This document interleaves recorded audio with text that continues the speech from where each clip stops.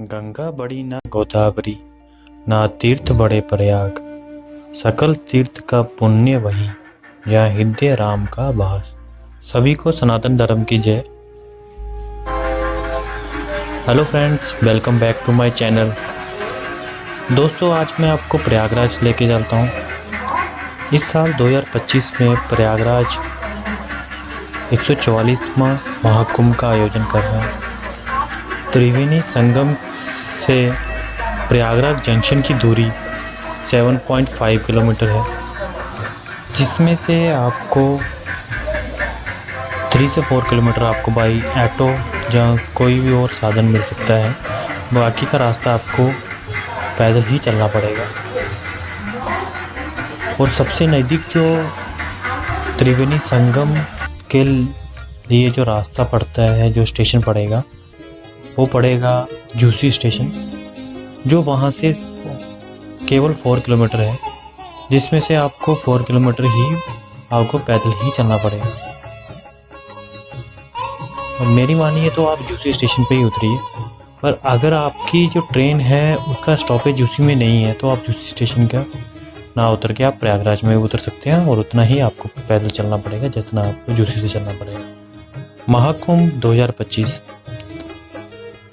महाकुंभ मेला जो राक्षसों पर देवताओं की जीत का प्रतीक है। ये भारतवर्ष में कुंभ मेले का आयोजन एक आदिकाल से चली आ रही संस्कृति है।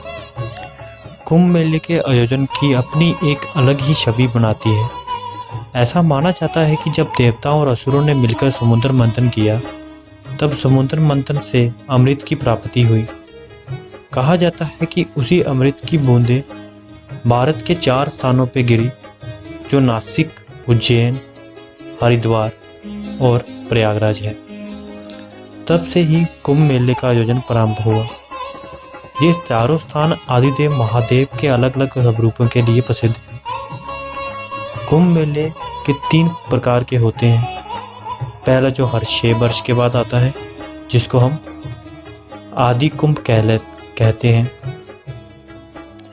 दूसरा जो 12 वर्ष के बाद आता है, जिसे हम पूर्ण कुंभ कहते हैं। और तीसरा जिसे महाकुंभ कहा जाता है, जो 144 साल के बाद आता है, जो अब हम प्रयागराज में 2025 में मना रहे हैं। ये महाकुंभ 13 जनवरी 2025 से प्रारंभ होगा और 26 फरवरी 2025 तक इसका लास्ट माना जाएगा। महाकुंभ 2025 मेले में 400 मिलियन भक्तों के आने की उम्मीद है, जिसमें अमेरिका, इजराइल, फ्रांस और अन्य कई देशों से कई नागरिक आएंगे। महाकुंभ 2025 का जो मेला है, ये 4 स्थानों पे बहुत उत्सव से मनाया जाता है, जिसमें हरिद्वार उत्तराखंड में गंगा के तट पर मनाया जाता है। मध्य प्रदेश के उज्जैन के शिप्रा नदी के तट पर मनाया जाता है। और नासिक महाराष्ट्र में गोदावरी नदी के तट पर मनाया जाता है। और उत्तर प्रदेश में प्रयागराज में ये गंगा, जमुना और पौराणिक अदृश्य रूप में सरस्वती के संगम पर मनाया जाता है, जिसे माना जाता है कि सरस्वती नदी जो है वो दृश्य रूप में इन नदियों के साथ, गंगा और जमुना के साथ प्रयागराज में मिलती है। गंगा और जमुना को आप देख सकते हैं कि एक तरफ से गंगा आती है और दूसरी तरफ से जमुना, और जमीन के सतली दृश्य में आपको वहाँ पे सरस्वती नदी को संगम होता है। तो इससे त्रिवेणी संगम जो है, वहाँ पे गंगा, जमुना और सरस्वती का संगम है, इसलिए हम इसको त्रिवेणी संगम कहते हैं। ताकि त्रिवेणी मतलब 3 नदियों का संगम। कुंभ मेले में सभी धर्मों के लोग आते हैं, जिनमें साधु और नागा साधु शामिल होते हैं। नागा साधु जो है, जो कुंभ मेले के मेन अट्रैक्शन का बिंदु है, जो साधना करते हैं और आध्यात्मिक अनुशासन के कठोर मार्ग का अनुसरण करते हैं। सन्यासी जो अपना एकांतवास छोड़कर इस कुंभ मेले में आपको देखने को मिलेंगे। उसके बाद इस कुंभ मेले को ख़त्म होते ही वो फिर अपने अज्ञातवास में चले जाते हैं। उत्तर प्रदेश प्रयागराज में इस बार का कुंभ मेले का जो व्यवस्था यूपी गवर्नमेंट ने की है वो काफ़ी अच्छी और सराहना के काबिल है।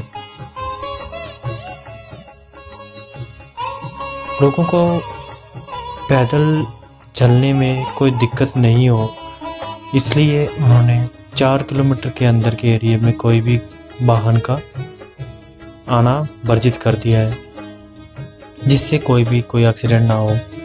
और पुलिस को हमने पहली बार इतना अच्छा से काम करते हुए मैंने देखा है। चप्पे चप्पे पे पुलिस है और आपकी हर तरह से मदद करेगी। आप प्रयागराज जाइए तो आपको एक अलग सी आपको वाइब्रेशन सी फील होगी। तो ये 13 जनवरी से लेकर 26 फरवरी का जो टाइम है, ये वैज्ञानिक और ज्योतिष विद्या के अनुसार सबसे बेस्ट टाइम होता है ये त्रिवेणी में स्नान करने का। इस त्रिवेणी में इस साल 45 करोड़ से ज़्यादा लोगों का आने का अनुमान भारतीय गवर्नमेंट ने लगाया है।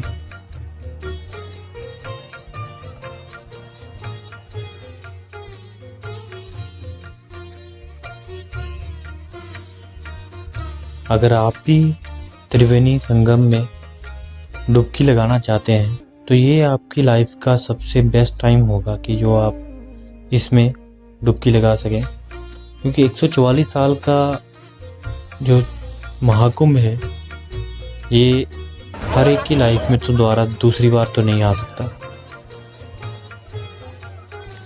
गंगा के लिए एक बात और बोलते हैं, कई वैज्ञानिकों ने इसको प्रूव भी किया है कि गंगा के पानी में जो भी मिलता है वो शुद्ध हो जाता है।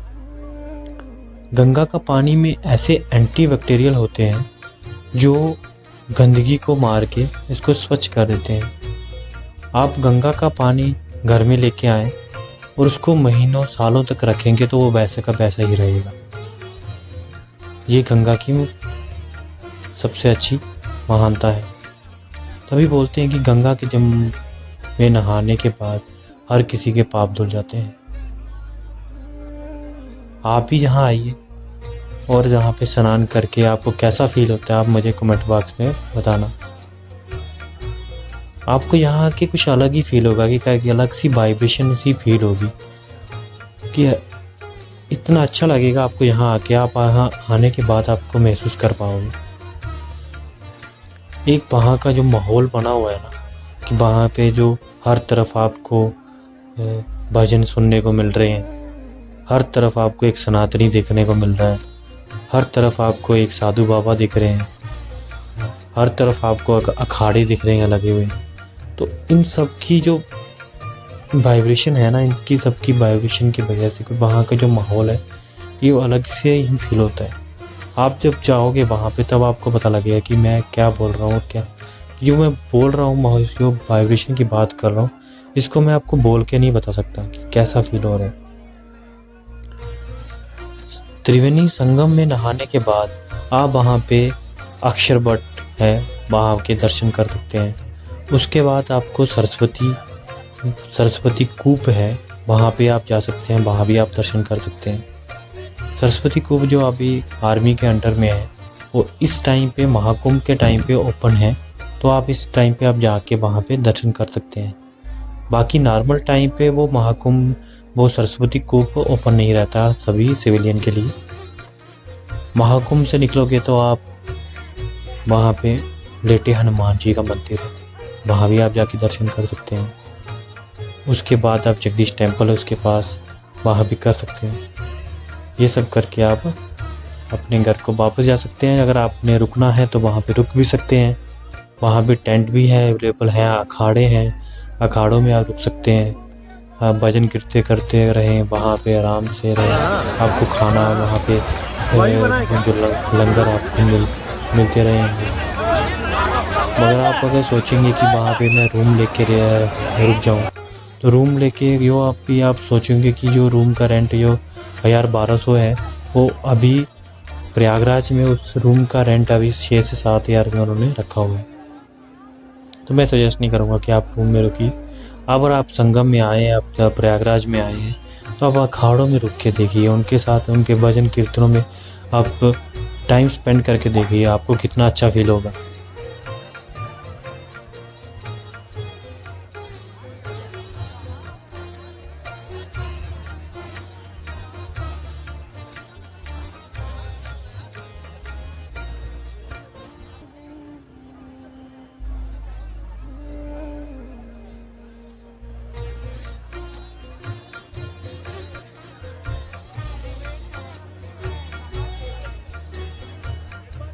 संगम से निकलने के बाद आप वहाँ से सबसे पहले आप जा सकते हैं अक्षरवट में। अक्षरवट के लिए आपके वहाँ से जो रास्ता पड़ेगा वो तकरीबन 1 किलोमीटर के करीब पड़ेगा। आप वहाँ से स्नान करके आराम से आप अक्षरवट जा सकते हैं। अक्षरवट के बारे में भी आपको मैं डिटेल व्यू बताऊंगा कि वो अक्षरवट की क्या महानता है, उसकी क्या हिस्ट्री है। उसके बाद आप जा सकते हैं सरस्वती कूप। उसके बाद आप लेटे हनुमान जी, और आप लास्ट में आप जगदीश टेम्पल को करके दर्शन करके आप अपने घर वापस जा सकते हैं। जहाँ पर रुकना चाहें तो रुक सकते हैं, जैसे आपका दिल करे। अक्षरवट पृथ्वी को बचाने के लिए जब भगवान ब्रह्मा ने यहाँ एक बहुत बड़ा यज्ञ किया था। इस यज्ञ में स्वयं ब्रह्मा जी पुरोहित बने थे और भगवान विष्णु जजमान और भगवान शिव उस यज्ञ के देवता बने। तब अंत में तीनों देवताओं ने अपनी शक्ति के पूज के द्वारा पृथ्वी पे पाप को बोझ को हल्का करने के लिए इस वृक्ष का उत्पन्न किया था। इस वृक्ष की जो उम्र आज के टाइम पे मैं बता सकता हूँ कि ऐसे बताया जाता है कि 5270 साल इस वृक्ष की आयु है। ऐसा भी बताया जाता है कि अकबर ने अपने टाइम पे इसके आसपास के जो मंदिर थे उनको तोड़ के और इस वृक्ष को जलाने की कोशिश की थी। जलाने के बाद भी इसकी कुछ जड़ें बच गई थी, जिससे ये वृक्ष द्वारा उत्पन्न हो गया। उसके बाद भी कई मुगल शासकों ने इसको वृक्ष को नष्ट करने की कोशिश की, पर नष्ट कर नहीं पाए। तो ये भी एक अलग सी मान्यता है, इसलिए इस वृक्ष की अलग ही मान्यता है। अब हम चलेंगे सरस्वती कूप। सरस्वती कूप आज के टाइम पे ये आर्मी के कैंपस के अंडर में है। ये अभी आपके लिए ये बेस्ट टाइम होगा कि आप सरस्वती कूप में, जो सरस्वती के कूप में एक आपको कुआं दिखाई देगा जिसमें जो जल दिखाई देगा आपको, उसको ऊपर से पूरा जो है मिरर से ढक रखा है, ताकि उसमें कोई श्रद्धालु कोई फूल कोई कॉइन उसमें ना डाल दे। इसलिए उसको साफ रखने के लिए उसको पूरी तरह से ढक रखा है।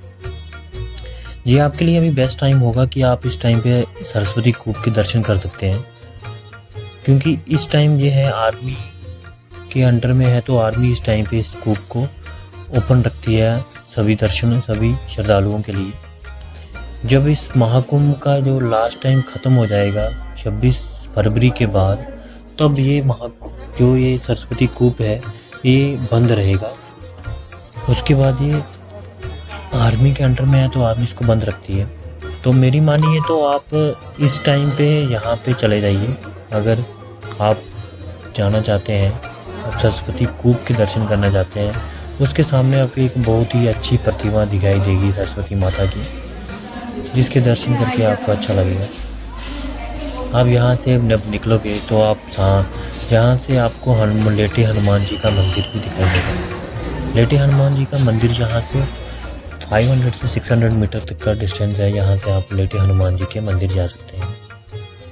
लेटे हनुमान जी के बारे में भी कहा जाता है कि ये लेटे हनुमान जी का जो मंदिर है, जैसे आपने बहुत सी हनुमान जी की जो प्रतिमा देखी होगी वो खड़े रूप में है, पर यहाँ पे जो संगम तट के किनारे जो मंदिर है लेटे हनुमान जी का, उसमें आप जो हनुमान जी की प्रतिमा देखोगे वो लेटे रूप में है। माना जाता है कि मुगलों ने भी इस प्रतिमा को तोड़ने की, खंडित करने की बहुत कोशिश की, पर इसको खंडित नहीं कर पाए। और अंग्रेजों ने तो ये सोच के वहाँ इसको यहाँ से हटाने की कोशिश की थी कि जी बरसात के टाइम पे यहाँ बोलते हैं कि काफ़ी पानी जमा हो जाता था, तो उन्होंने सोचा कि इतना अच्छा मंदिर है तो इसको यहाँ से कहीं और शिफ्ट कर दिया जाए। उस शिफ्ट करने के लिए भी उन्होंने बहुत ज़्यादा जेसीबी और बहुत सारे क्रेन्स वगैरह लगाए, यूज़ किया, पर ये यहाँ से इसको शिफ्ट नहीं कर पाए। लेटे हनुमान जी के मंदिर से अब जस्ट निकलते ही तो आपको ये जगदीश भगवान जी का मंदिर दिखाई देगा, आप यहाँ से भी दर्शन कर सकते हो। जगन्नाथ मंदिर के से जो प्रयागराज स्टेशन की दूरी है वो 7 किलोमीटर की है, जिसमें से आपको आधा रास्ता आपको पैदल ही कवर करना पड़ेगा और उसके बाद का रास्ता आप ऑटो रिक्शा से कवर कर सकते हैं। मेरी मानी तो आप भी प्रयागराज आइए और आपको कैसा फील होता है मुझे कमेंट बॉक्स में पक्का बताएं। जय हिंद, जय Bharat. Okay friends, thanks for watching my video. If you like my video, then please like, share and subscribe my channel.